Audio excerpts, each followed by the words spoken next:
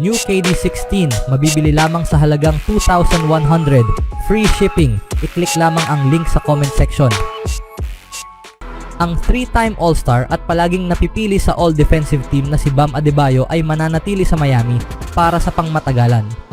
Ang Star Center at ang Heat ay nagkasundo sa 3-year deal sa halagang $166 million na extension ayon kay Tim Reynolds ng AP. Si Adebayo ay pumirma ng 5 taon sa halagang $163 million na extension sa Miami noong November 2020 at ang bagong extension ay magsisimula sa 2026 to 27 season na naglalak kay Adebayo sa susunod na 5 taon kasama ang Heat. Bukod sa mga All-Star at All-Defensive Team selections, si Adebayo ay nagtapos sa top 5 sa Defensive Player of the Year voting sa bawat isa sa huling 5 season. Sa ibang balita naman mga kaibigan, ipinagpapalit ng Dallas Mavericks si Tim Hardaway Jr. at 3 second-round draft picks sa Detroit Pistons kapalit ni Quentin Grimes ayon sa isang taong pamilyar sa kasunduan na nagsabi sa The Associated Press.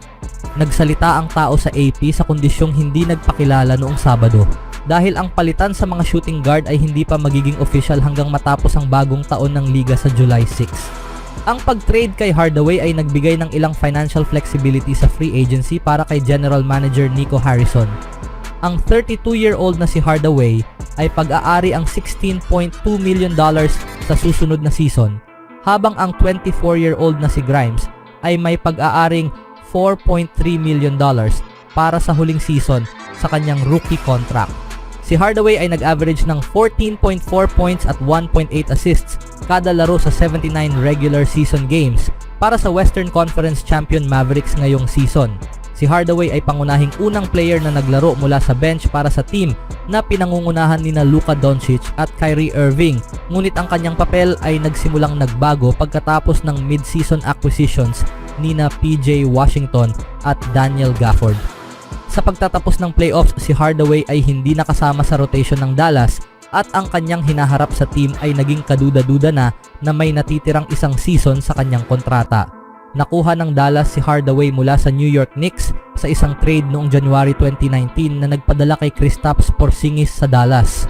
Nilagdaan ng Mavericks si Hardaway sa isang $75 million para sa 4 na taong kontrata bago ang 2021 to 22 season. Sa loob ng 11 NBA seasons kasama ang Knicks, Atlanta at ang Mavericks, si Hardaway ay nag-average ng 14 points, 2.6 rebounds at 1.9 assists kada laro. Sa NBA Finals kamakailan lamang laban sa Boston, si Hardaway ay nakapuntos ng 15 points sa 5 3-pointers sa ika-4 na quarter ng Game 4 na napagtagumpayan ng Dallas sa isang blowout. Siya ay 0 for 8 shooting sa kabuang 36 minutes habang naglalaro sa 3 sa iba pang 4 na laro.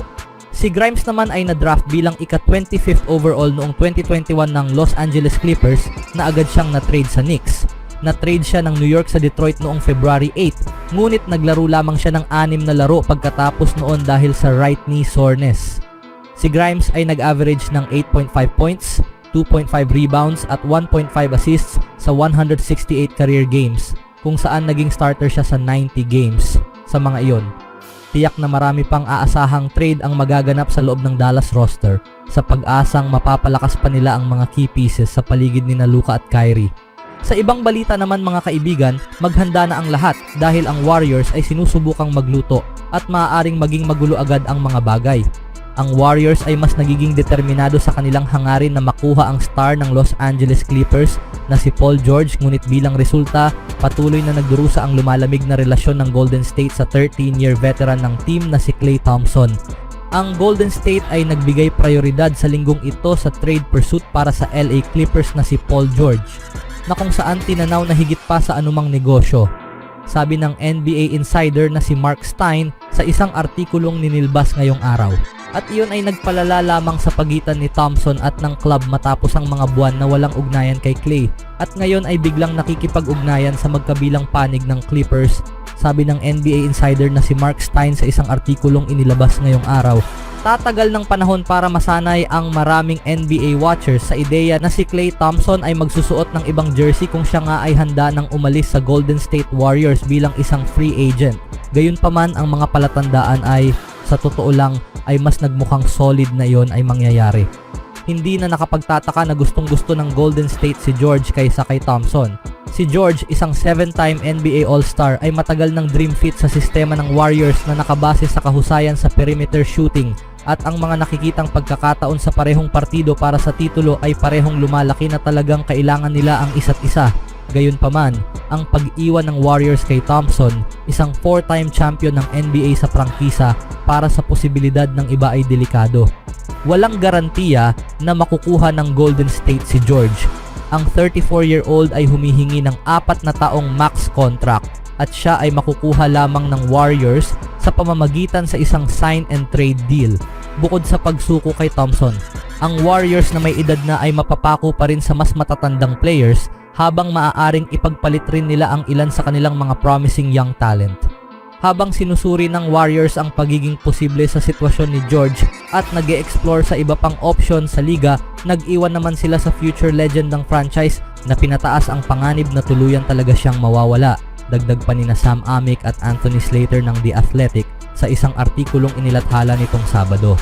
Wala pa ring opisyal na kontrata at kunting pakikipag-ugnayan sa pagitan ni Thompson at ng Warriors, ayon sa mga mapagkukunan ng liga, habang nagiging mas malamang ang pagtatapos sa kanyang 13-year na panunungkulan sa franchise. Ayon sa bagong ulat, nagbigay na ang Golden State o kahit papaano ay nag-propose ng maraming offer kay Thompson kamakailan lang ilang linggo na ang nakaraan, at bago pa man magsimula ang nakaraang season, siya ay nananatiling open pa rin sa ibang option. Ito ay isang malabo na sitwasyon para kay Thompson at sa Warriors dahil sa kanilang kasaysayan. Ngunit ang kasalukuyang focus ng Golden State, gaano man ito kahirap, ay may kabuluhan. Ang magpatuloy kay George kaysa sa muling pag-sign kay Thompson ay ang pinakamagandang gawin ng Golden State kung nais nitong manalo ng titulo. Kung ikukumpara, mas nakikitang mas mahusay pa ang numero ni George na may average na 22.6 points, 5.2 rebounds at 3.5 assists noong 2023 to 24 NBA season, habang si Thompson ay may average na 17.9 points, 3.3 rebounds at 2.3 assists, at kahit pa na bench sa unang pagkakataon mula noon sa kanyang rookie season noong 2011 to 12 sa likod ng rookie na si Brandon Podziemski. Bukod pa rito, si George ay mas magaling sa catch and shoot kaysa kay Thompson, na siyang talagang kailangan ng Warriors para suportahan ang superstar na si Steph Curry sa mga nakaraang season. Si Paul George ay may shooting percentage na 45.4% sa catch and shoot tres noong nakaraang season.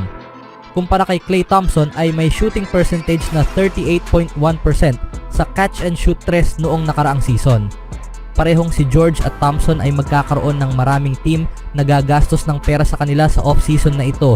Ngunit ang isa sa dalawang players ay nasa ibang team sa liga kumpara sa manatili. Anong masasabi niyo mga kaibigan? Tiyak na lalong mawawalan ng gana si Klay Thompson na manatili sa Warriors kung maririnig niya ang balitang ito. Always do it on my own, so I gotta get through it. And the only thing I know is to love what I'm doing. Never give up, never slow, till I finally prove it. Never listen to the no's, I just wanna keep moving. Keep my head up when I act, head up, that's a fact. Never looking back, I'ma keep myself on track.